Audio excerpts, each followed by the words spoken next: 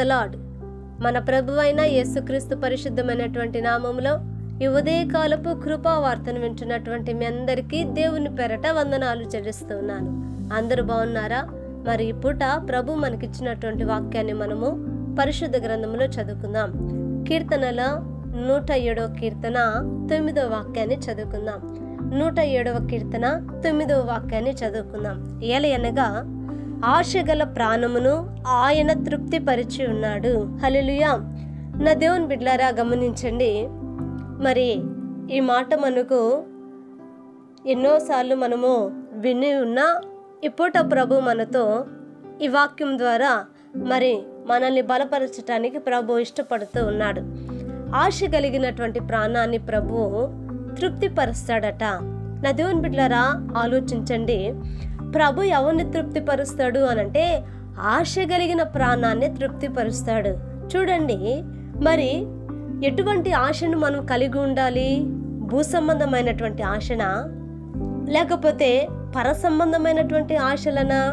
నా దేవుని బిడ్డలారా, ఈ రోజున అనేకులు కోరుకునేటువంటి మరి కోరికలు కానివ్వండి, వారి హృదయాలలో ఉన్నటువంటి ఆశలు కానివ్వండి, అవి భూ సంబంధముగానే ఉన్నాయి.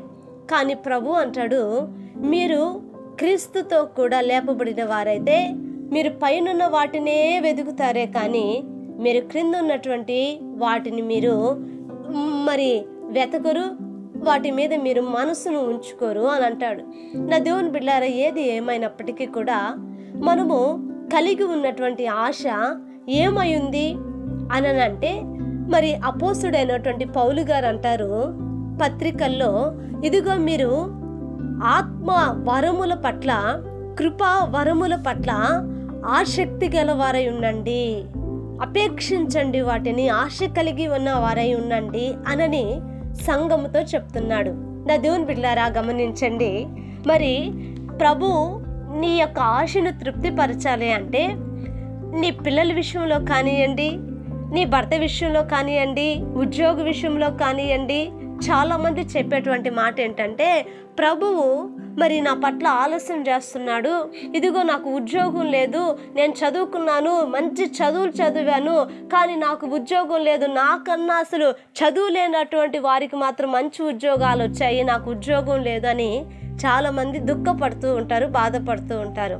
నా దేవుని బిడ్డలారా, నువ్వు ఆశపడుతున్నావు నీకు మంచి ఉద్యోగం కావాలని, మంచి శాలరీ కావాలని, మంచి లైఫ్ ఉండాలని, ఇదిగో నీ పరిస్థితి మరి నీ కుటుంబ వ్యవస్థ దేవుడు ఆశీర్వదించాలని ఆశ కలిగి ఉన్నావు.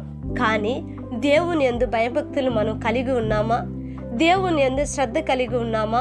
నా దేవుని బిడ్డలారా, గమనించండి.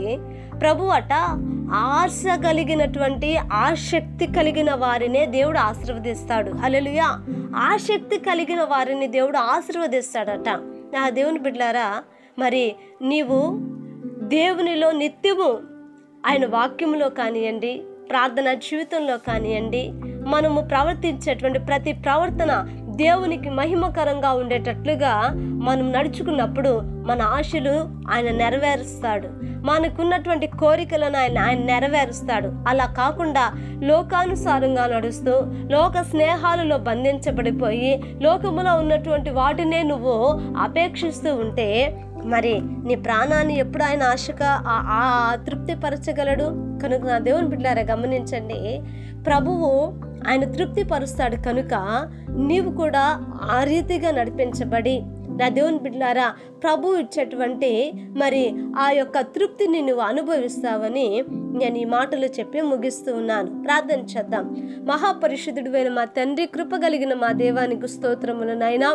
ఇదిగో నా తండ్రి, ఉదయకాలం మందు ఈ యొక్క కృపావార్తను నా ప్రభా అయా నా తండ్రి వినటానికి మీరు ఇచ్చిన కృప కొరకే స్తోత్రాలు. అయా వింటున్నటువంటి ప్రతి వారి జీవితంలో అయినా నా తండ్రి అయ్యా ఇదిగో తృప్తికరమైన జీవితాన్ని దయచండి. వారి ఆశలు నెరవేర్చబడును గాక. అయా నా తండ్రి వారి ప్రాణం తెప్పరిల్లును గాక.